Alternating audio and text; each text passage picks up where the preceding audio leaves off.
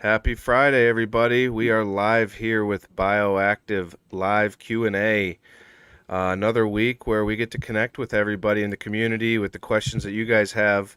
As part of this new platform, kind of this new format, we're having topics that we like to talk about that are hopefully relevant to people, with the people that know these topics the best. And this week we have Marco from Microbes by Marco, or at Marco is Growing. You probably know him from the Brian and Marco show as well. Welcome to the show, Marco. Thanks for joining us, man. Yes, sir. Thank you, man. Appreciate y'all having me on here on a Friday night. I went ahead and got a nap earlier. So make sure, when you get older, you got to have a little nap to make sure you can stay up and all that. So I'm ready to roll, man. Yeah, and as always, we have Brian from Rubber Ducky Isopods and Kevin from OK Calyx and OK Calyx Genetics. Great to have you guys back. Should be a fun week, kind of picking Marco's brain here on how he uses his pond and his regenerative program. Maybe a little bit of his secret sauce, wherever that might lie, whether it is the pond or whether it lies beyond the pond. That's the goal. We'd love to hit you with some good questions, some good topics of conversation, and yeah, see where it goes from there. And again, guys, this is a Q&A, so if you guys have questions, please drop them. If they make sense for what we're talking about, we'll drop them in right away. If not, we'll save them towards the end and get to them. And Marco's on the East Coast, so we do only have an hour here with him. So if we go past that, we'll stay on with you guys and we can answer some questions and stuff like that. But Yeah, we'll Marco see may, how it goes. yeah, for sure. Yeah. Yeah, so is in your background right there, is are we looking at your pond, Marco? Yeah. So this is on my urban farm. It's 1 acre, urban property there. The house that's there is built in 1890. So this is old historic town, Petersburg, Virginia. Civil War battles and stuff going on there, and right on the border of the backside of my property is the Appomattox River. Also has some historical value, but so yeah, that's kind of where I'm at, south of Richmond, kind of centralized Virginia, and this is my pond, man. So I got this property. I was able to get it. I think it was about 2019. Now looking back, that I've had it, so it's going on what, 5, 6 years, and there was no pond, even though the river was, back, not far. It's really 100 yards or less. There's a train track I got to cross, and then the river. So it's not any water access on my property, and for me, the water is key. Like, even if you can only do like a small water feature or anything, it's always going to bring in more uh, wildlife, more diversity having a pond. And so I said, well, shit, I want a nice sized pond, relatively speaking, to the land. And our soil is really sandy because of being so close to the river. If you think over the time, of course, of hundreds of thousands of years, with the way a river moves, where my property is could have been in the river at one period of time. I'm so close to it. So it's really sandy when you dig down, a lot of kind of river stone, big round rocks and stuff. And so it wouldn't hold water. And so there's a couple ways, if you got a pond that won't hold water, you either got to go with a liner, which is basically a big uh, PV, EPDM, different type of materials to make the liners. EPDM is one of the safer ones for fish and aquatic life. Um, and so you could do that, or you can use, like, dig a hole and then line it with like clay. Try to get enough clay compacted, get that clay in there to where it'll hold water without using a liner. So I wanted one that was going to be like, I didn't want to be messing around where, like, okay, now it's full, and then now, okay, well, it slowly trickles down and I got to try keep, I wanted something that I knew was going to hold water. So I went the liner, and I was able to get the hole dug, and we went the liner route, man. So did you guys have to dig a well, or are you pretty close to groundwater there where you're at to be able to replenish? Because I'm sure that dead summer, you're struggling with water lines probably. And I've seen all sorts of stuff on your Instagram page. If you guys don't follow him, please, if you're interested in this is the guy to follow, because he's doing just like Kevin does and sharing basically everything he does when he gets the time to. Um, Working a Definitely, full-time job, that's a struggle as well. But so how do no you doubt. keep that pond level up when the, water level wants to drop on you?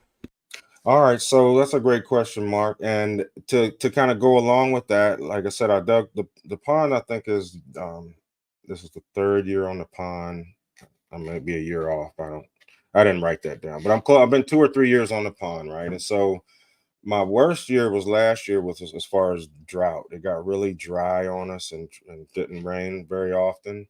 And the pond was able to maintain a pretty good level. If you look kind of in this picture here, kind of that gravel you see, um, go down on into the pond maybe another 6 inches where that gravel was fully exposed and another 6 inches of pond. It dried up pretty good. So one of the things that I thought about for this year, because I do have a backhoe, so I can dig, without a, if I did this with shovels, I'd probably still be digging. You know what I'm saying? Like equipment is key, even if you have to rent something, or unless you just got a lifetime to dig a hole. Um, but the water level is key. So for this year, man, I've already kind of planned ahead. I'm gonna take my backhoe. I know I'm close to groundwater because I'm near the river, and I know when the river gets really high. I've seen it before. I fill this pond with water. Before I put the liner in and filled it with water, this pond actually rose in water, like a foot of water rose up into the pond just from the groundwater rising that much at the river. So I know I'm pretty close. So what I'm going to do this year is I'm going to take my backhoe. I'm going to dig as deep as it'll go till I hit water. And I'm going to put in a mechanical old school style pump with the old pump handle. So basically you find that water level, drop gravel in there, drop a PVC pipe that matches your pump. If you imagine, think of the old school pumps where people actually did that, and then that basically attaches to that PVC, fill back in, and then kind of do a concrete cap, so that it doesn't let water kind of go right into the pipe. And that's an easy way to do a groundwater well pump. So that's what I'm gonna do this year to have something to kind of pump right back into this pond. And it's gonna be like 15 feet away. It's gonna be really close where I can run a little hose down to the pond. So hopefully that works out pretty cool. Yeah, so what kind of life do you have going on in the pond? It looks super clear in the back there. I mean, I don't know or so you said you have a lot of sand and gravel, which certainly helps with filtration of water. But you probably also have a liner in there, so it's not like it's like percolating through the bedding. Right. What are you doing to keep that so clean? And what kind of life do you have going on in there? Yeah, man. So right now, and it goes through cycles. So like just like an aquarium, a pond is very similar. I started doing like aquariums, man, like it's probably like 2003-ish back. Yeah, about 2003. I got an aquarium, like a 55 gallon. You get the whole kit, the stand, the whole deal at PetSmart. So I did that way back then. And I just fell in love with it. And I ended up building my own aquarium with being in the glass business. I see all this glass, I see all this metal. I got the access to machine parts and things like that. So I built my own, which ended up being 150 gallon. But the reason I'm talking about aquariums first because if you ever buy an aquarium, they tell you, you can't put fish right in it. You know what I mean? And the reason is because you got to have that microbiology in your water. And that's the same thing with this pond. Like this pond will fluctuate, like it'll get cloudy on me. Kev, like when those microbes are growing, we see them in the different solutions we do. Like when a lot of organic material falls in the pond, like a storm and a lot of green leaves fall in, I'll notice it'll bloom in microbes. It'll get cloudy. You know what I mean? A few days later, it'll kind of balance back out and get clear. But what I do for filter is I did a basin which it pumps from this pond across over to the left. There's a little road. So I have the pump pumping dirty water, if you will, out of the pond across the screen to the left and up to a kind of like a basin. It looks like it almost looks like a beer cooler kind of thing. It's aluminum. And what it is it has sections, and I got it set up like a weir. And a weir is like when you let water go through different compartments slowly, and sediments kind of drop off as it goes. So my first step of filtration is it pumps up there and it goes through this weir, and all that kind of settles out the sediments. And then from there, it drops off into a 50 gallon drum, which has two smaller PVCs in it, graduated down in size. So the water goes in all the way down through gravel, sand, has to percolate back up through that next wall, kind of goes out and kind of, so it's like a double percolation through sand and biological media over there. Because you got to have at least mechanical and biological filtration are the main ones. People that do like not like us that use chemicals, they also use chemical filtration. Like they just dump a bottle in that pond, it take all the green out and it make it crystal clear, right? And that like you see on, all that. But I want that life. I'm On fine. like a golf course, for Yeah, example. right. We want to keep that microbiology. I want it clear, and it does clear up, but it still has some tint to it. It's a little brown, but man, stuff that's in there, I put in that weir filter. I put in freshwater clams that are from the river that I was telling you about. So I got sand in there, gravel in the bottom, freshwater clams. I got snails, two or three different types of snails, and then I put in crawfish as well. And then for fish, I just put in seven cheap, like the goldfish style, just to get some fish in there and just to kind of without it being expensive, fucking around putting in koi in there, and then you feel like realize your stuff ain't balanced, and so I'd rather lose a $3 fish than $30 fish. So So it's a living biological filter, basically. yeah, yeah, there's lots of life in there, man. I was those clams are really cool, man. Just kind of just it when you dig in there, like they move, like they'll move all around in there. You wouldn't think clams move like that, but like clams move, and um, they do good on filtering. Marco, my neighbor does something similar to what you do. And the first year he did it was probably about 4 years ago, so it's close to what you're doing.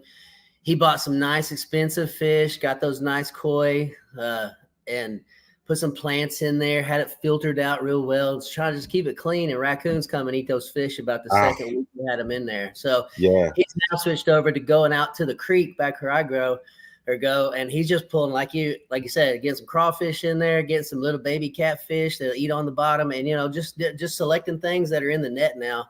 And it's a whole Hmm. lot easier to do it that way for him. But Yeah, hell yeah. That's all that man, that's a great point, Kev, because people do that. Like I see it, people starting up with ponds and they go get the $50 a piece koi and shit, man. And a raccoon will come eat that shit in one night. Like I Or bought some crawfish that were like a little kind of pricey because the market's all fucked up. So you had to kind of spend a little money, and then fucking come out there a couple of days later. I see like some claws laying out on the ground where a raccoon just went in there and just ate them up. So or kingfisher too. I used to work for a guy who had a pond, and that guy treated those. He had bass and not carp, catfish and stuff, some somewhat native species, and he treated those things like babies, man. Like this was 20 years ago, probably 25 years ago. It was one of my first jobs, but I watched this guy shoot a kingfisher out of a tree, which you definitely can't do legally. oh Uh, shit, he was pissed. yeah, dude. So I don't know that I would go that route, but No. just a side thought there.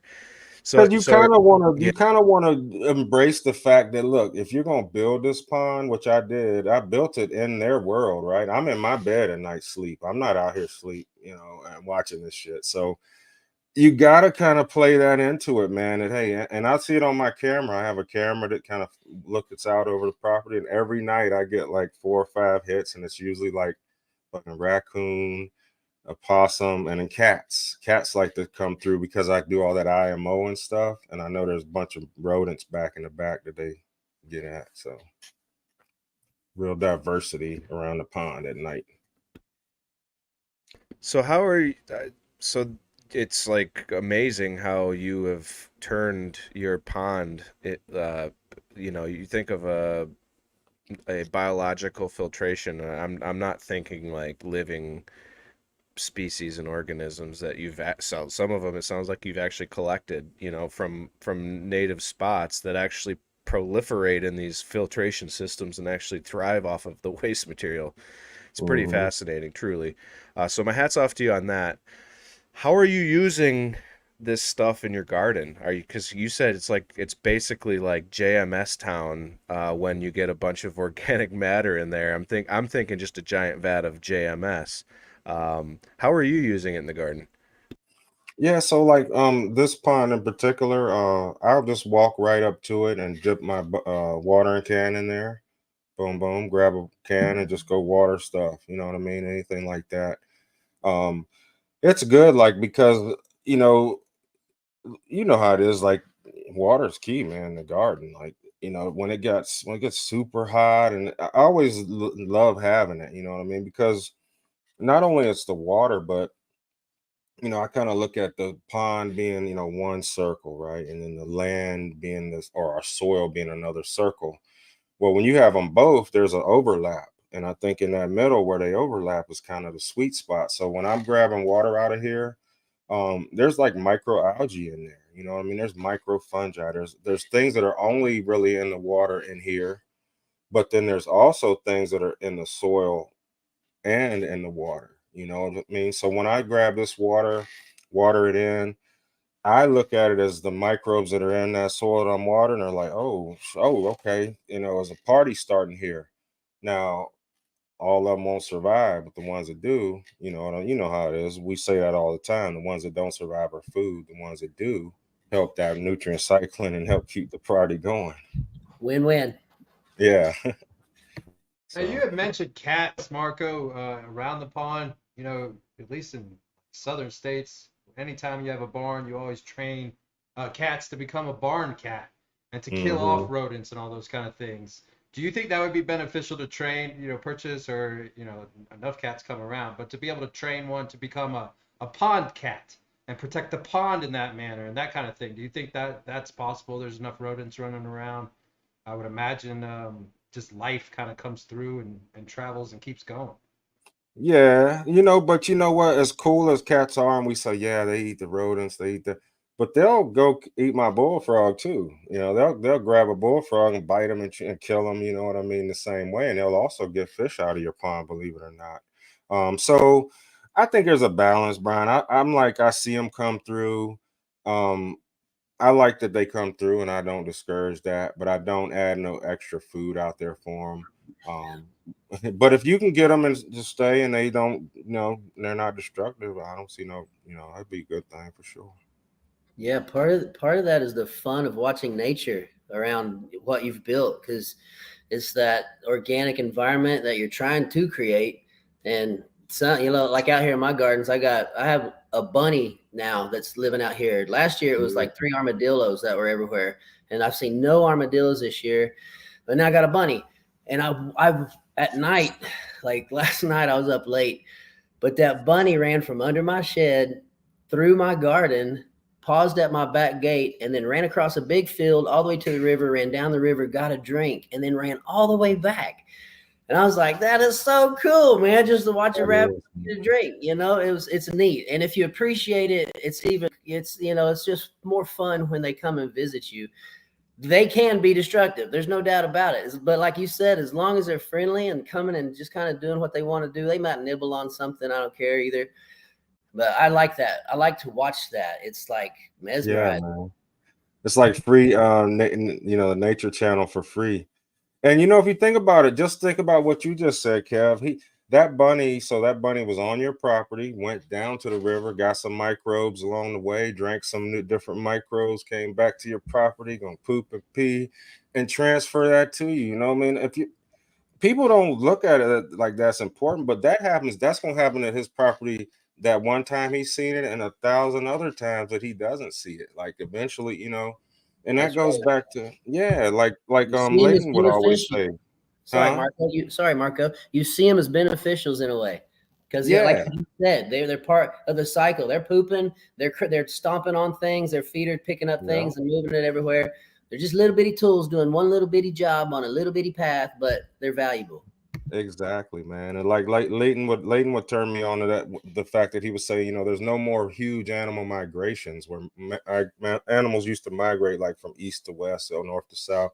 Well, when you zoom back down into your own little 1 acre, quarter acre, 10 acre, whatever you got, you can bring that migration back on that small scale. And that migration is just the fact that every night or every day, certain animals are going to come to your pond, depend on it to have a drink. They're going to go on about their business. And it's just going to be a back and forth thing. And I think over time, just the land in general gets better. Like I got an area that I'm not mowing this year, and like it's like birds because they come to this pond so much, they must be pooping so many different native plants and things out that like the amount of diversity I'm seeing in that little no mow area has increased, and I didn't even put any seeds out, stuff like that.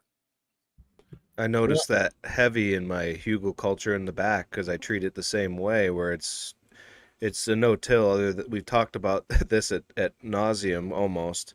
I'm sure we could go longer, but I dig plants into the no-till. But other than that, I don't touch this. And Mhm. like you said, Marco, I've got just so many native plants that are just popping up: stinging nettle, mugwort, uh, cat balm or lemon balm. You know what I mean? Mhm. A catnip, lemon balm, borage. I have rhubarb growing in my backyard. I never planted rhubarb. I don't know Mm. how the hell that even came here. So, so, Alien. dude, Wow. and that was a light bulb when you said the birds are dropping seeds because I'm just thinking, maybe the wind or another animal. But yeah, dude, it's the birds for sure. Hmm. So Dude, embrace the birds, man. that reminds Exactly. me of another thing, Marco. I've put in big, like 20 feet tall bamboo poles, and they're Mm. shooting. They're laid up on some T posts that I've hammered down, and I've got them zip tied to that. And they're way out there, but just the addition of that has brought in more bird poop. Those birds land on it. There's bird poop on the bamboo poles. There's more bird poop Mm. on the ground. But just that addition, that was just a secondary thing that happened. I wasn't planning Hmm. that. I'm planning on posting plants to it. I'm trying to have a big, huge, nice cannabis bush over there out of about 15 plants. But Yeah. just doing that brought in more diversity. Did you know, like, and like, so when I did my property too, I brought a bunch of bamboo poles, and I didn't end up using them all. So I just kind of took my backhoe and pushed them up to the wildlife berm, right? Kind of just pushed them up.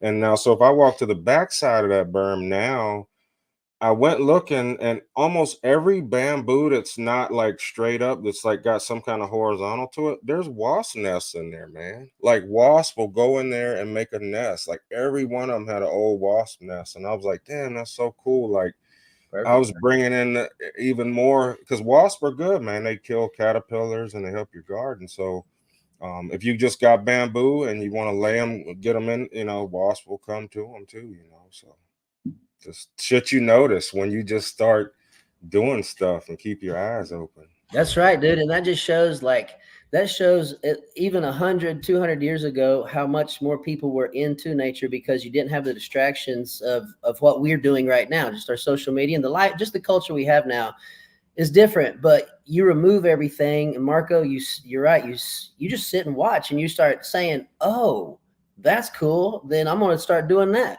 And it's so Mhm. easy to start following Mother Nature. She's such a good teacher that you just sit and watch and you learn. And you're like, oh, "Okay, I'm going to keep doing some of that then." And it's Yeah, really, really fun to watch that nature happen. it damn sure is. And I got to learn without getting stung because I found them in the winter. Man, were you That's talking always a about plus. watching nature? When I was probably like 21, 22 years old, tripping on mushrooms for the first time, we got to watch a bird build its nest, sitting there for Mm. hours, man, just flying back and forth, like you were saying, the Nature Channel. And I'll Hmm. never forget that, man. It was just a day in the middle of like not a deep forest, obviously, in Atlanta, Georgia, but for where we lived, it felt like it. And I'll, there's just something to that, man. Like obviously the birds flying, going to get the little sticks and bringing them back. I can't imagine having a pond, being able to just sit up there, put your lawn chair out there, and watch that in real time. And the Yeah, fact that that bird knows to do that, along with all the other animals, know what to do. That is why nature is so much fun. They know way more than we do. They understand what's going on down in the soil so much more than we do. I'm always thinking about ants because there's ants all over my garden all the time. But I love watching ants, man. They hustle. They will walk all the way across my yard. I watched an ant walk backwards with a dead ant. It came out of the hole that I was watching. I was like, I'm gonna watch this sucker. Walked all the way across my garden, all the way across my yard to the fence, and was still going. My neighbor's yard. Like, it shows the importance that the ant was like, we have to get death out of here or we all die. Right. And he was committed to it. And it's so fun to watch that kind of commitment. And nature is, nature's metal. If that's one of those Instagram pages I love watching, nature is metal. It's unreal what these animals will do. Yeah, it makes it easy too, because now like building is the work, right? And so yeah, it was a little bit tricky to build, and I still got a few things I'm working on. Like I'm still, like, if you look around the edges, I'm still going to be adding more, like you see on the bottom, how that gravel there, I added horsetail in there. I'm still going to keep working my edges, adding more plants, adding more stones, kind of tying it in even more. Because one of the biggest things that filter the water is plants, you know what I mean? And having plants growing in there. And so that's one you'll notice it later in the summer, it'll be really clear. You'll be like, "Whoa, he's humming now." That's because the plants are drinking all the nutrients. Everything's kind of clicking. So, Marco, I just think about Virginia, right? And it's hot and it can be dry. I know you guys get those winter thunderstorms that roll through the southeast there. But that's not a reliable source of water coming in for your outdoor plants, and in a permaculture mindset, you're trying to reduce your tap water use. You're trying to stop the water from leaving the property. Um, are you finding that you're able to mitigate your water use? I mean, like, are you finding boundless amounts of water and you're not watering with any outside water influence? Because that really is a permaculture mindset, and I'm sure I guess, like, that's part A of the question. Like, are you finding more or less use of tap water? But B, was that your goal setting up the pond too, or was it more just for like the aquarium thing? Like, because in my opinion, you're a regenerative farmer, obviously. But you strike me as a permaculture guy as well. So I guess I'd love to hear your take on kind of that side of the pond. Yeah, yeah. I think that is key. And what you really don't see also is to the left on the screen is my workshop, and then that's a roof, and then so it's got gutters, and then so I can divert water to go, like if I know like this weekend it's gonna rain. If the pond was low, and now I could throw my hose in here and have the gutters going, putting all that water right in there. And then the other key is like, yeah, it is something that I don't want to have to be doing, because yeah, when I got kind of reset in the spring here, not last month or 2 months ago, and my wife said, "Man, my water bill was high because her shop, is the water." And I was like, "Yeah, I was out there messing with the pond. You know what I mean? I really wanted to fill it all the way up. I was getting some things set, because part of a pond is, water is going to tell you your level. So when I was working with us, so I did have to add water, but that's why I'm going to that low shallow well. You know what I mean? So to me, that's going to be the ticket.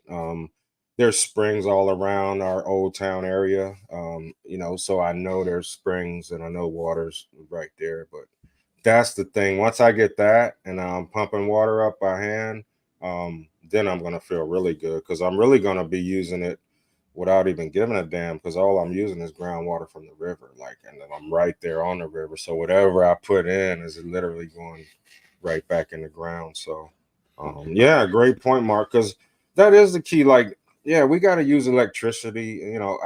Sure. Trust me, if you put me in a time period where there was no electricity, I would still be doing shit. Like, I would still make things happen. I'm that kind of guy. But we're all using electricity. However, Brian asked this before, like if the power cut off tomorrow, the pond will still hold water. You know what I mean? That's one thing I know. Um, and I know it's going to rain again one day. so I should be able to catch some water. Also, what you don't see is I got other water catchment. Like I got a 350 gallons, which catch water off my one of my lean-tos. So it's 150 gallons there. And I got another 350 gallon tank that I'm trying to decide, do I want to bury it, or do I want to get it up, put it up high and let gravity fed, So, but I got some more works I'm planning on with water. But that's key, man. You gotta have your water right, no doubt. That's Hey, why I had to build the pond, man. how did you transplant your horsetail? I've got a lot of horsetail that I chop up and put in my garden, but I've never tried to transplant it or move any of it. Would you talk on that? Yeah, because it's like a little straw, right? I mean, you're like, damn, how you do? So literally, if you just cut that straw, and then I just took, how you can barely see in that picture there. I just took the straws and then you just poke them in, poke them right down in there, man. I can see them in the gravel. Is that what I'm looking at? I can see Yeah, the see those little pokey green horsetails. poking up. Yeah, Yeah. Okay. Look like asparagus. yeah. And then now, when I first put them in, there was no growth, and then they've been in there about a week, and I'm already seeing a secondary shoot starting to come off. So I feel like hopefully they should be rooting on up in there too. Okay. Well, good. I figure Yeah, they're pretty easy.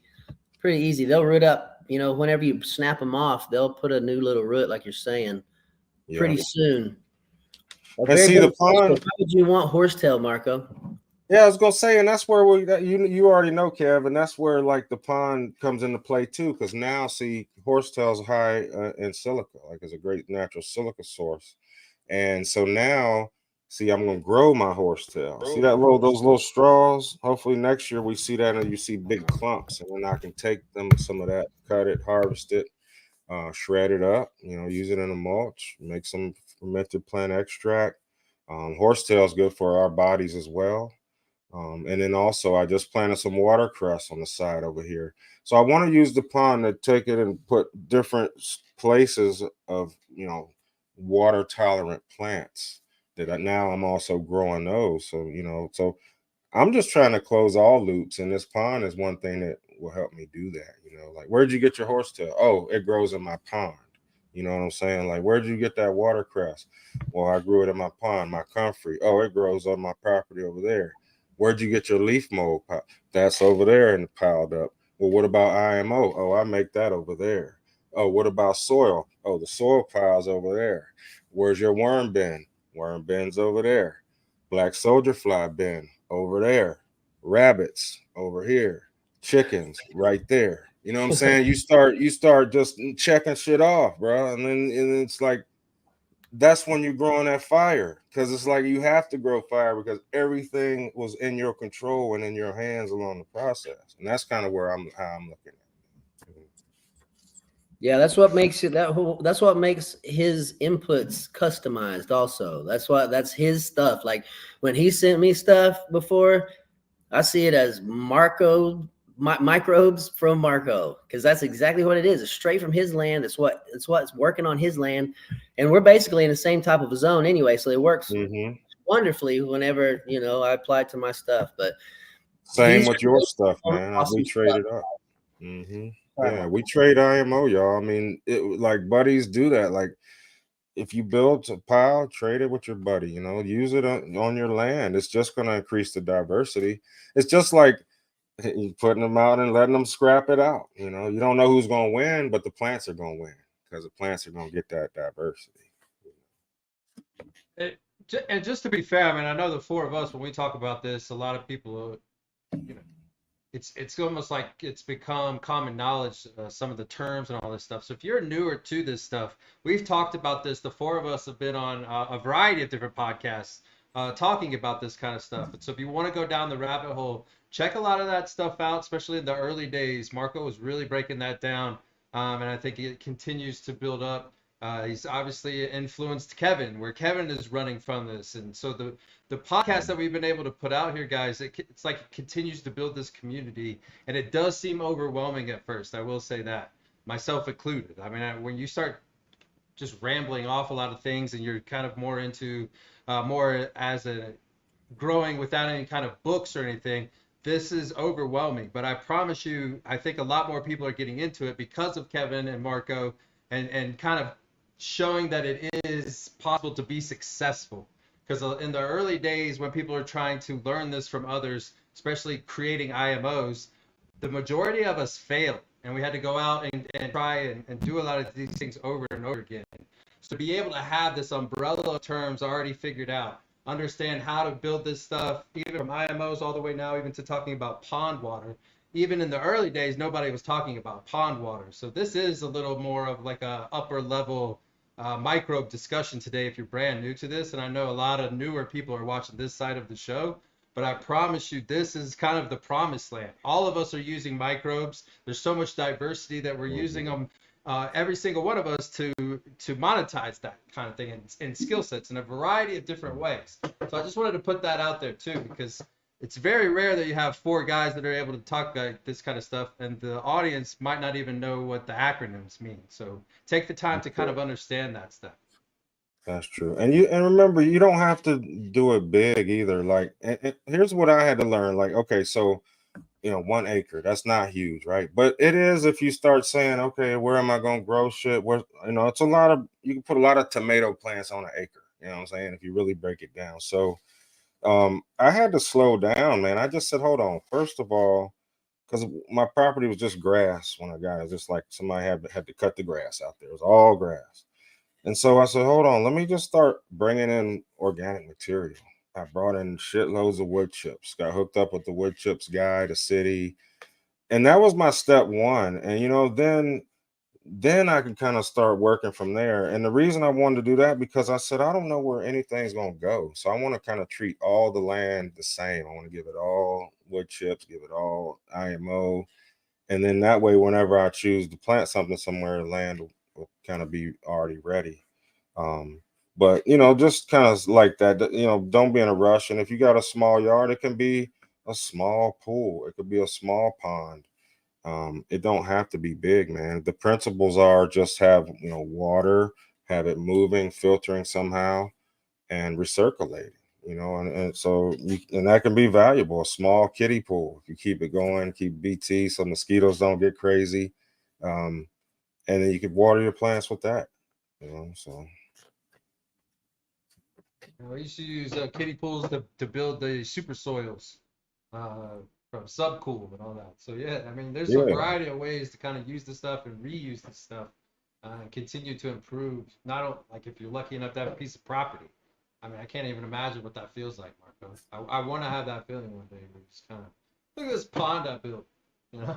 That's I know that's it's above my fun, pay man. grade, man. I'd have to bring in some help on that. And then Marcus over here like redoing his entire house, so I'm feeling a little I guess under on this year. Besides having a child, you guys Builders, are not beggars, right, Marco's a Mark? doing it builder. yourself. Marco's a Yeah. builder anyway. That's what he That's does. right. Is build. Engineer style too. That's what I like to see. I mean, you guys are on another level with some of this. Skill sets like are it. unbelievable. So speaking of building it, Marco, I'm assuming that the materials that you've used to create the structure outside, kind of the creates a boundary, is basically all reused material you found or dug or busted up. Speak on that, please. Okay. Yeah, good point. So underneath, I had got a bunch of old carpet squares. My buddy had a pallet of like carpet squares from some demo job he did. So underneath, the very underneath is like some 70s. It looks like some 70s casino like carpet squares. So that's underneath the liner. So I was able to use those. They didn't have to go to the landfill. Repurpose them. Cushion, that's protection for you may have stones, glass, anything could be in the soil. You don't want to puncture your liner. So I reuse those. If you look over on the left side, there's all these little round, looks like canes, basically. A guy in my town, his company used to be the #1 wooden cane maker in the world, and that was his thing. And so did great up until like the mid '80s when the Chinese started making canes. That was the story he told me. So he has this warehouse. He had like pallets of like cane blanks. They're all white ash, untreated, unfinished, just round cane blanks. So I got like 2 big pallets of those. And I said, well, because I didn't want the pond to be like I kind of wanted to use them as make it look like it used to be. Maybe an old boardwalk was there one day, like, oh, did somebody, what was that, as the grass is growing through it. And it also gives a little buffer to kind of keep people from getting right on up into the edge of it, you know what I mean? So I think it looks kind of cool. The stones, most of the stones you see I dug up on the property. Like, there's so many stones were in the ground. um, some of the flat ones, I did get a pallet of flat stones. I went out and bought them because I just wanted to kind of, have it's difficult. If you start building shit with stone, you realize, man, stone ain't everywhere. Like, it's a lot of money with it because there's a lot of shipping costs with it. Like when you're out west, like stone's everywhere. Like you can build a whole fucking house out of stone. But once you start coming out east, stone is kind of a little bit of commodity, so you got to buy it. So yeah, everything was pretty much reclaimed. The liner I had to buy. Was the most expensive part. That was about probably about $800 for that size, 700 or 800, something like that. And then the pumps, I do a lot of I go to a lot of online auctions and stuff. And so, like, you'll be amazed. Pumps, like my local auction gets a lot of like Home Depot returns. People literally use a pump once and send it back. Like, they get so many pumps that are like nice electric pumps, different pumps, $200, $300, and I'll be getting them for like $30. So if I see pumps, I just kind of hoard them, because I know I'm always doing shit with water. But get a cheap pump. The other items I just found along the way. You know what I mean? I didn't have a design where I said, this is how I'm doing the filter. What I did was I said, I need a basin, I need a this, I need a that. And then as I'm looking through the auctions, I would see things. I'm like, oh shit, I could use that. That would be a nice, weird. That'd be a nice, um, you know. So just keeping an open mind and finding shit that works for what you need it for, but it might not necessarily be what it was made for. If that makes sense. Because stuff for ponds automatically gets a high markup. Go look for a pump for a pond, like 800 gallon per minute or something. Man, it's going to be ridiculously high. Um, but then if you start looking around, you can find them kind of secondhand, or even like new at the auction.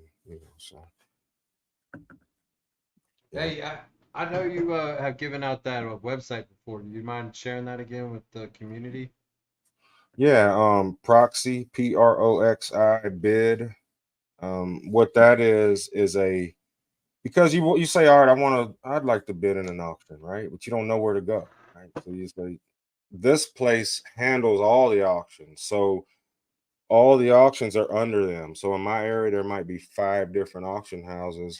I just go to proxy bid, and then I go right there to that. The payments go through them, so it's all on the up and up.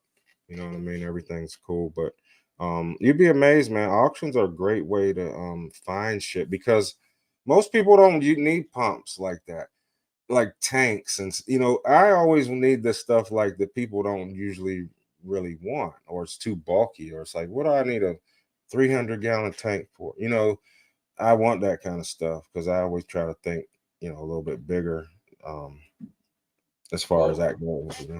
until I heard you talk about that, it's on the flip side too, bud, where it's like, all right, I know that there's materials and things I need out there that would be cheaper. I just have no idea where I can go where it's reputable. And like Right. no one trusts like Craigslist or anything, and then eBay's more of just might as well order it from Amazon, it'll get there quicker kind of thing. I So know. to have these kind of like almost like mom and I know it's not mom and pop, but from an internet point of view, like a mom and pop type website where you can hone in locally on your kind of on your area and find your specific need, man. That's got to help a lot of farmers, growers, people that tinker with things. Yeah, huge gold bar there, in my opinion, for people that are able to build the things themselves. Yes, sir. Yeah, and the auction is a good, man. That's a great resource too. Like, if, say, like, you get a lot of estate sales, somebody passed away, you don't. Well, what do I do with all this stuff? The auction will just come in there and just tag the whole house, like tag it all, man, and they'll sell all that shit. Like, it could be a good resource. Of course, they make something on their end, but as a buyer, you usually definitely get on the. I got one of those B Air fucking HEPA scrubbers. They're like $650. I got it for like 110 on the auction, brand new, like somebody bought it and, and returned it. And you know what I mean? Shit like that. I call that paying myself, you know, catching that bill. So, Mark Nelson, just kind of going back to your emphasis on, hoarding pumps, because those obviously are that's the one fallacy of, I guess, of the whole operation, right? The pond will never drain water, but the pump might fail. So having extras is really important. Redundancy in that respect, when you're moving a lot of water constantly, especially when there's sediment stuff, pumps are going to be really important. But Mhm. where specifically are you using pumps in your pond? I just use the one pump, which is pulling water out. In this picture, I set up a little.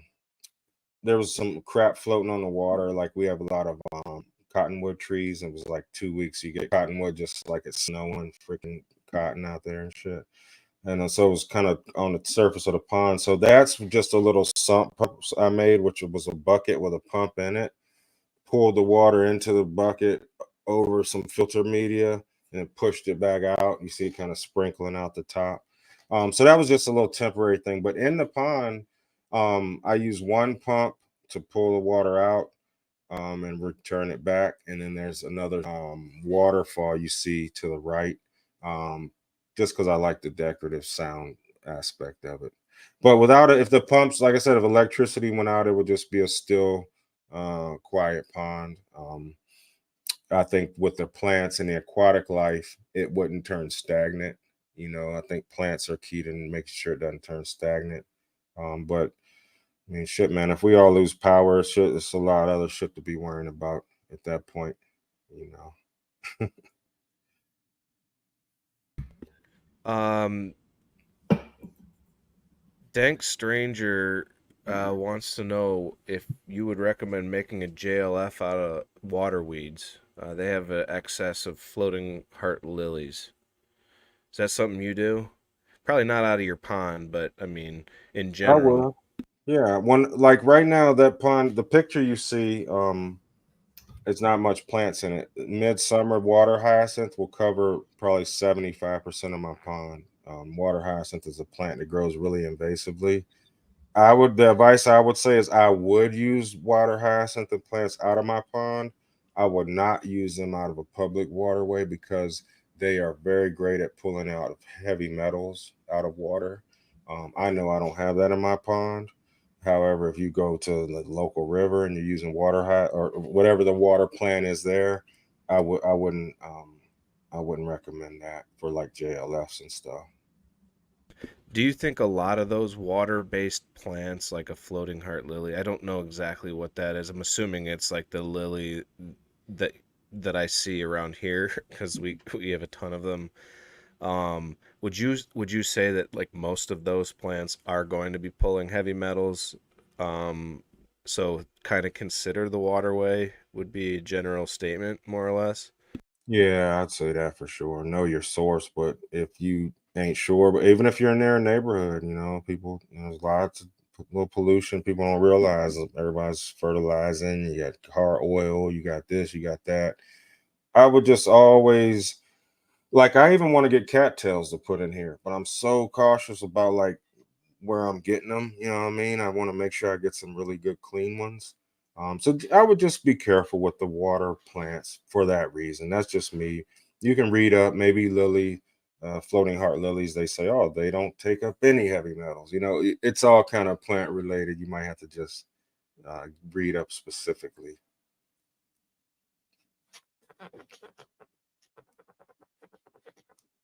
Brian, you want to take actually someone just asked another question. Chris Allen wants to know how many gallons and what size is your pump, Marco? And I'm guessing the biggest cost is your liner. Yeah, biggest cost was a liner. I think I did the estimate on this pond. I think it's the pond itself is like 2,800 gallons, and then my pump is I got a pretty good sized pump. I think I got a 2200 gallon per minute. I know I'm almost the max. I'm almost the amount of the pond water per minute, like which was a lot. Like I got a good sized pump. Um, but you don't have to have the pump can vary. You just kind of read up. What's going to affect the cleanliness of the water is going to be that microbiology. You know what I mean? The amount of microbes you got in there, the amount of biological filtration is going to be a little more important than the actual size of the pump. If that makes sense. Oh, you want me to ask some questions there, bud? Yeah, yeah. You All want to right, take over? sure. Questions from Grapinator. I have hundreds of lacewings flying around my property. Any suggestions if I was to try to collect a few to bring indoors for them to survive so I can utilize their larvae? Excellent Might question. be a good one for Mark. I ain't sure. You know. My so my research and understanding with green lacewings is that they really super effective in a greenhouse setting and outdoors. But when you start going into a tent or like an indoor kind of closed off area from natural light and kind of a natural process there, they struggle more, which is why they're not. I mean, aphids aren't really a huge issue indoors to begin with, generally speaking. It's not really like the big pests that you worry about and hear about indoors. So their use is kind of limited, and I believe that that's really going to be the one of the only things that they're going to be going after. So if there's no natural food for them in your grow space, like not already an existing condition, there's really not going to be anything for them to do there. I don't know that they offer any support against spider mites in any regard. I think those are too small for them. So I would say that unless you have an issue with aphids, that green lacewings aren't really going to do much. It may be thrips too, but like honestly, it's generally going to be aphids. So um, outdoors is where they thrive, and yeah, and you could certainly try it. I'd love to see how that works out for you. Just a quick note. In a like a large commercial facility, we used ladybugs versus lacewings, and the lacewings definitely are a little more effective. The ladybugs are actually kind of a joke. So if you're getting them for free, I don't know. I mean, just play around with it, like Mark is saying. But I definitely wouldn't spend money on either one of them, to be honest. I mean, it's uh, Were you guys using lacewings as a reactive measure to aphids, Brian, or was it thrips, or was it just a preventative kind of approach? to be honest, it was more just trying to figure out if we could get them to breed. We were trying to see what we could physically see so we didn't have to spend the money to inoculate the room with that certain species. And in the early days, we were spending a ton of money on the predatory mites. And that was a rough thing because I don't think we got the best bang for the buck, and we were almost kind of like uh, sold a little bit of a story there on how many different ones we would need in one environment. Yeah, I mean, and that's the thing you have to consider about biocontrols, right? Certain and well, so soil-based biocontrols can sustain off of kind of the system, right? Like those predatory species, like a rove beetle or a hypoaspis mile, will have other mites and other organisms in the soil to eat. They also have been found to help break down detritus, and so they actually eat organic matter. They're kind of selective on what they eat. Um, but so they're more of a regenerative. That's why I really love our biodiversity packs. That's why I really, the soil is so fascinating to me in that regard. When you head up to the foliar based stuff, if there's no pests, there will be a significant drop in predator species, and in a lot of closed gardens indoors specifically, there's not going to be any pests to eat, so they'll start to cannibalize one another. They'll die off completely. The only mites that have been found to be able to kind of transition from the soil up to the foliage is going to be those phallosis mites. But still, if there's not a whole lot for them to eat, they're not gonna their populations will dwindle. And that, so like out west where they are in like the fruits orchards and stuff like that, where there's always nature is constantly in balance, they're going to be moving around the orchard where the issues are, because there's always going to be oppressing, pest forces going on. So I don't know, just kind of like an analogy from the outdoor to the indoor, and that's why your best approach for IPM, in my opinion, is going to be certainly start in the soil, and then you can do other things kind of as reactive if that doesn't work, because it's not an ironclad. It's all kind of relative. So hopefully that helps answer that. Yeah, now you don't have to waste your money on ladybugs or buying ice wings, even if you're not an outdoor farmer, indoor farmer type of thing. Somebody got mad at me, man, because they had ladybugs, and I just typed in on the on the comment, and they got all rubbed the wrong way. I was like, fuck, man, I thought we learned better than that by now, man. God damn. I This just is don't like how they're harvested. That's what bugs me That's the the most. thing. That's It's why only I'm still only doing it. seeing invasive species here, because those are a migrating species as well. There's a heavy population out in California that just gets completely depopulated by the way that they Yep. collect them. So that's my biggest issue. On top of that, it's just kind of a waste of money. Yeah. There's ladybugs all around my property right now. Just Yeah, gotta me too. You only just need a couple here they too. are. You don't need hundreds of them. They almost like just fornicate and fall over. All right, I would Hmm. imagine this is a good question to ask Kevin and Marco with the kudzu. I don't are you guys familiar with that? That's definitely Oh in like yeah. Georgia, South Carolina. We don't It's have any. all over here. Oh, Yeah, Okay. you don't have it, Kev? not much. Not where I am anyway. You would love it. I And have this not used it, Brian. I see it so much, but mm, I'm always like, damn, man, I need to try it, but I haven't. It's not close enough to me where it's usually on the fucking highway around here. yeah. And to be honest, man, a lot of the OGs say that they would never use that in any way, cover crop or anything, because it makes everything susceptible to powdery mildew.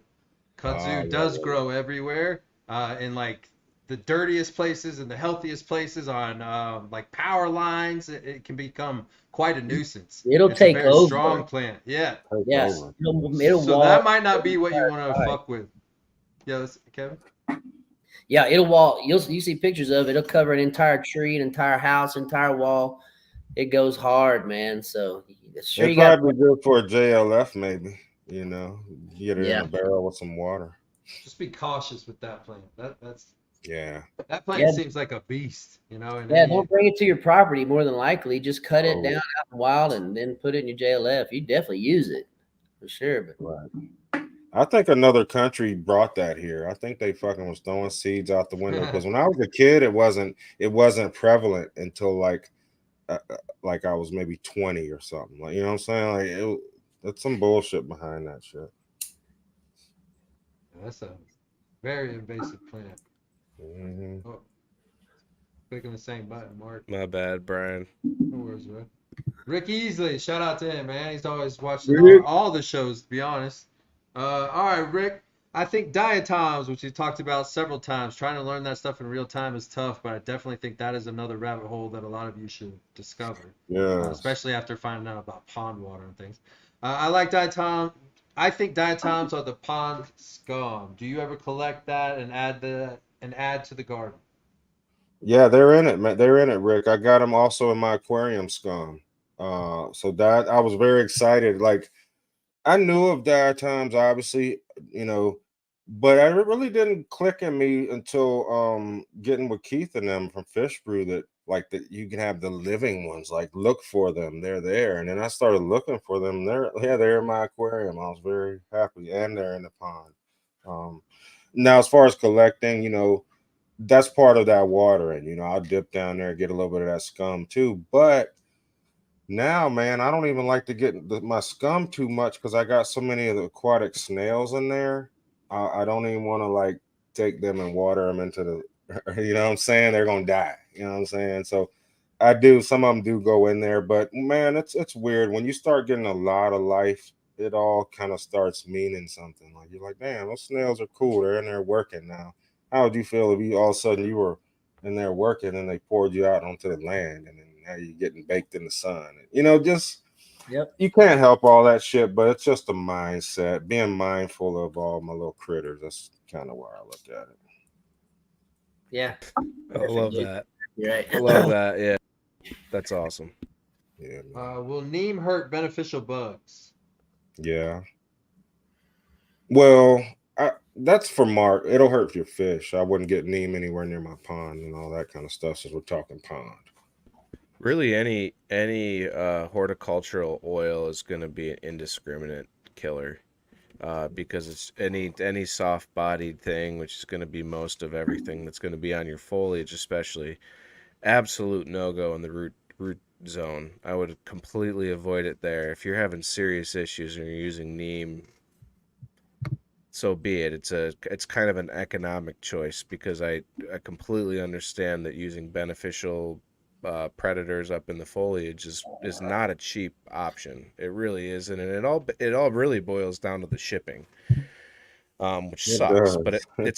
it's a priority overnight, so there's no way around it. It's, you know what I mean, and so it it's tough.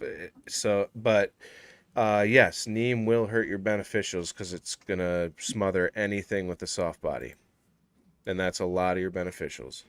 hmm There's a lot of country where neem is just pushed hard. Neem, all that, man. That is, it's very prevalent. So that was a question from Instagram, and a lot of people, a lot of places you go like that overseas, like the neem is what they want to use. You know, you see an attitude like that. So I don't know, if it's good or bad. I never use it. Well, I'll take that back. I used it like twice when I used to grow indoors at a commercial facility a couple years ago. Used some neem, and I basically destroyed half of a tent because when I got down low to the thing, it came out and globbed. It just went and just threw up on the plants, and it burned the leaves, and it just torched them. It was terrible. So I never used neem since. Well, and I forgot who turned us on to neem cake in the soil. But neem cake is actually a good amendment in the soil. Shit. I There's a have to big look. difference between neem cake and neem meal. Yeah, Just in yeah, like case y'all exactly. don't know. Karanja meal or whatever it's called too. That's, I would agree with that, Marco, for sure, because your biology is going to handle that, Right. as opposed That to oil. an area where you have like aerobic biology going on up there. And we talked about this a couple weeks ago, where Brian, I think you said it, it's like a wave, right? Nature's like a wave, and the second you start trying to interrupt that natural wave, shit really gets fucked up. And to me, neem oil is one of those ways that you're going to interrupt that wave, where there's things going on you can't really see, because all that stuff is really fucking small, like really small. And your pests, a lot of your pests are really, really small too. So just letting nature be, and trusting that process, especially outdoors, I would say neem is like a huge no-go outdoors. Mhm. You gotta, because you're gonna interrupt that wave, that natural process. Indoors, you don't have the natural wave, so it's a little bit of a different scenario, but I don't think that's the right way to steer it. You know, And and from I'm almost put neem in bro science now, bro, because that's what I was. were you, man? Because Yeah. I used it so Mhm. many years ago, right? And I was like, oh, neem oil, this is gonna help me. It don't help fucking spider mites. It don't do shit, really, in my opinion. I almost think. Go ahead, Brian. That's what I was getting at. I think it's like from, especially from an IPM, it seems kind of very almost scammy, and people fell for it. They had the most famous was Einstein oil. Like no offense to the brand or hmm anything, but that's what a lot of people used. And then we tried to do the meals and the no one I personally know ever had success using Neem. And from an IPM like technology thing, it's almost like cassette style thinking when everybody's using some kind of digital source. Neem is 2006, 2007, something like that. That I think that came from Overgrow, to be honest, or a website like that. And then people kind Mhm. of use it as a, this person said it, so it's got to be true. And then when they tried it in their garden, they're like, yo, fuck that. That's not working. Mhm. All right, last question, I think. Oh, sorry, no, Two another more. one pop up. All right, rapid fire with this one, Marco. Can you make a pond without a tarp? Well, tarp is a bad word. You can make one without a liner. It just has to be in a good clay soil, or you can, bring clay in to pack around it. So yes. All right, last one. Dank Stranger. We had a tornado roll through our property on Sunday night. Damn, dude, that is no joke. And it Damn. and it pulled up a few big trees. Should I be collecting that native soil to grow it? Interesting. I'll let Kev answer that one. Shit, Heck that's right. yeah. Yeah, get all you can. Those roots, if it pulled the roots up in a way, those roots have been in that soil for years, just working with microbiology, man. Get all the root dirt you can, get all the dirt that was touching those roots. I get every bit of it. And there's multiple things you can do with it. You can just dump it straight in your garden if you want. You can mix it into your composting. You can mix it with IMO3 and make your basic IMO4, which is what I do. I mix IMO3 and compost, and that's what I grow indoors with. But yeah, you can utilize it quite well to your benefit. Pretty cool. I always look at those when that tree tips up and you can kind of look at the bottom and you say, damn, when is the last time that saw daylight? Like how old is that? It's always cool, man. Right on. Well, guys, this has been a really awesome conversation. It's really interesting to hear how using a pond, or just building a pond, can bring so much value to the property, from a permaculture standpoint, from a wildlife standpoint, from an aesthetic standpoint, just from like a quality of life standpoint. I think, um, so these are things to consider, guys. If you're buying properties out there, you're planning your life ahead. I mean, that's the goal, right? To get a piece of property and just kind of this the drawing board. Um, think of these things when you're building these things, and I really think that Marco is a great follow on Instagram, because it's just it's such behind the scenes information on stuff that nobody's building ponds this way. You're showing a new way. If you're into natural farming, you're into microbiology. You're not looking to go dump a set it and forget it bag like they do at the golf course. Um, this is truly like broadening the horizons on permaculture here for a lot of people that are in these dry areas that could use that place to land some water. So really thank you, Marco, for your time. I really appreciate, your always your honesty and your man, just the delivery of the information you provide is just so palatable and so um, just welcoming that I always love talking with you, man. So No doubt. how do we find you, dude? Give us a shout out. Let us know where people can get more from you. Yeah, man, I appreciate y'all, man. So kind, Mark. Yeah, just catch me on Marco is growing on Instagram, and then my website where I got a few inputs and some comfrey and some things. Microbes by Marco.com. Um, Excited to be going to Camp Compost this year in Michigan. So if anybody can make it up there, uh, that'd be cool to catch anybody up there. And I'll just be around, man. If you need me, hit me up. I had some guys that were gonna reach out. I told them to check out this live show and then let me know if they had any questions after this. So hopefully this was able to help some folks. And this was just the outdoor, man. We didn't even get it. There's a whole indoor to it. And you got aquaculture, which I feel like is growing, plants and fish, where I'm doing like a living water, where I'm growing like microbes and plants. You know what I'm saying? So I might have to do it again down the road and touch on that. But thank y'all, man. Appreciate y'all, and this has been fun, man. Brian, what do you got going on this week? brother, and what's new in your world? Well, I mean, truthfully, my life is revolving around my son. He is 10 days old today. So I'm just very grateful for that. Again, I just appreciate you boys.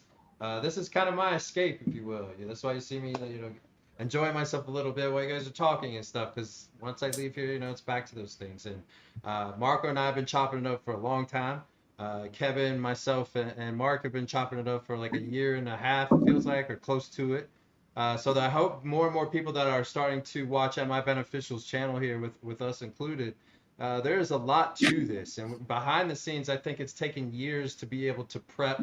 Marco is definitely polished, and when we first started this, we weren't as polished. So it's Mm-mm. kudos to, and I think it shows, man, to be honest, that it's just repetitions for a lot of this shit. Marco shows up each and every week. We show up each and every week on Fridays as well, right? And the people that are watching this, I hope that you guys are implementing these things so that you could see it in your own way. That way you're showing up and creating ways to either improve on things, learn things, or monetize things for yourself.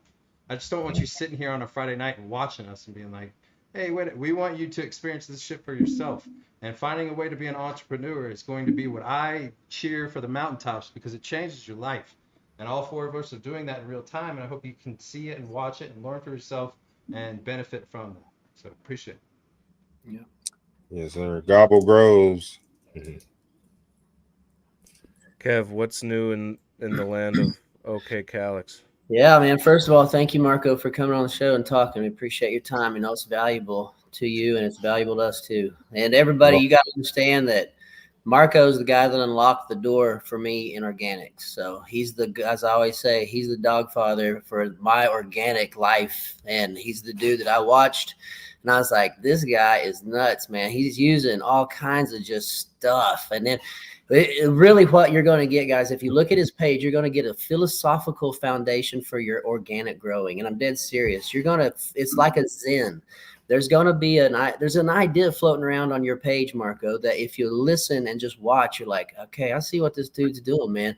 That's why my question was, what are you reusing around that pond? Because I know it's exactly mhm. what you teach all the time. Use what you have, reuse things, use it again and again and again, man, until it turns to soil itself, and then go find something new, and then you can do something new if you need to at that point.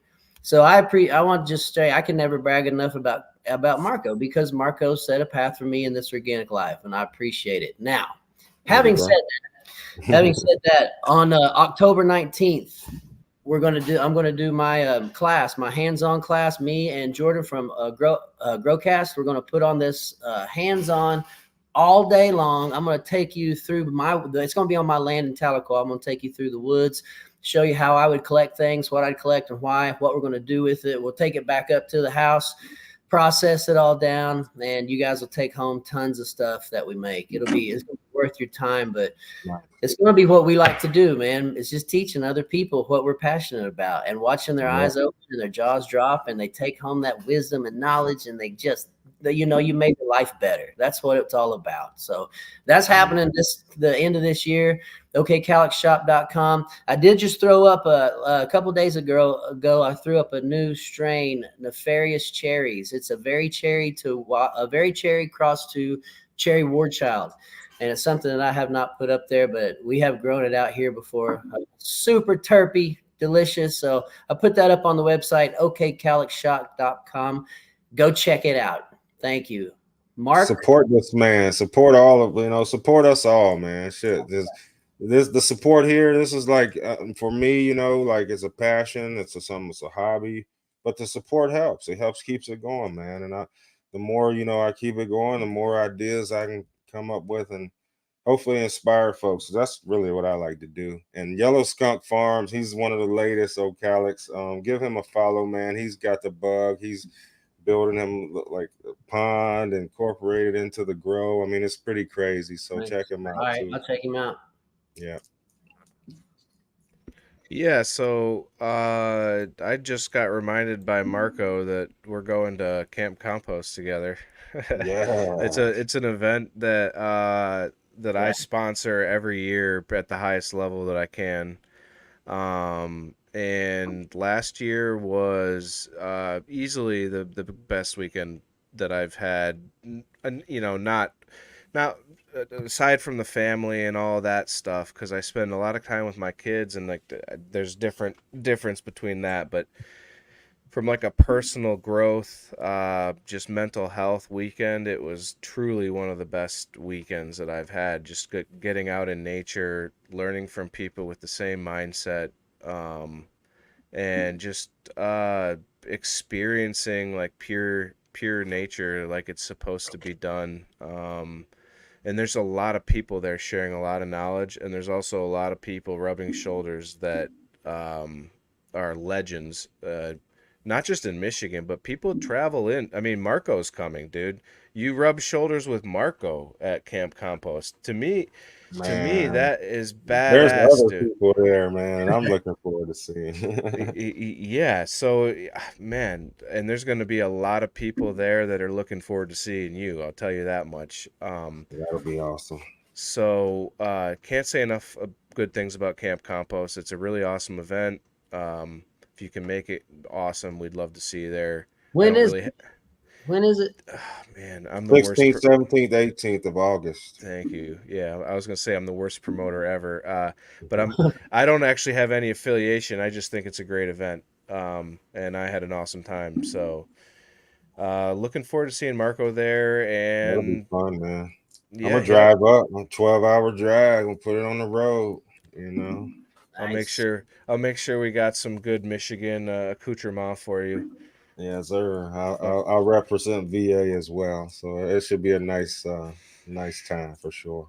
hell yeah. So shout out to Camp Compost, and shout out to everybody on this channel right now. Really appreciate you guys being here. The questions are what makes this gathering so beneficial and so purposeful. I think that the four of us are all such purpose driven individuals. We wouldn't be here otherwise on a Friday night. So having you guys here interacting is really awesome. Love everybody here, and until next week, guys, keep it organic. Thanks, y'all. Peace. See you next week. Thank y'all.